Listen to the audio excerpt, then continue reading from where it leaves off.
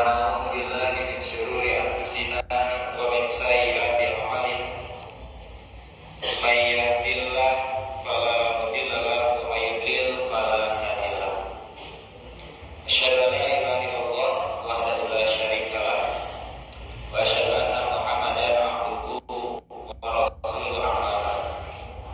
Hari ini alhamdulillah kita masih diberikan kesehatan, kita masih diberikan kemampuan dan juga kemauan oleh Allah Subhanahu wa taala.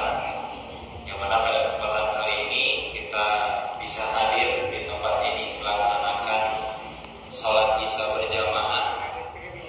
Dilanjutkan dengan kultum, kemudian nanti dilanjutkan kembali dengan salat Qiyamul Lail atau Qiyamul Ramadan. Berbicara tentang Qiyamul Ramadan, Rasulullah SAW ketika memasuki bulan Ramadan, di dalam sebuah hadis yang tercatat di dalam kitab Sahih Ibnu Huzaimah, Rasulullah SAW berkhutbah di akhir-akhir bulan Sya'ban atau menjelang masuknya bulan Ramadan.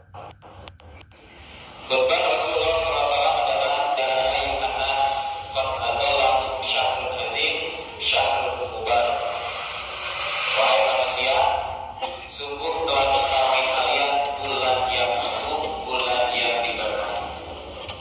Ramadan disebut bulan yang agung karena di bulan Ramadan, di dalam hadis Ramadan itu kenapa dikategorikan bulan yang agung, karena di situ di bulan Ramadan turunnya kitab-kitab samawi termasuk suhuf Ibrahim turun di bulan Ramadan, sehingga bulan Ramadan dikategorikan syahrul azim, bulan yang agung.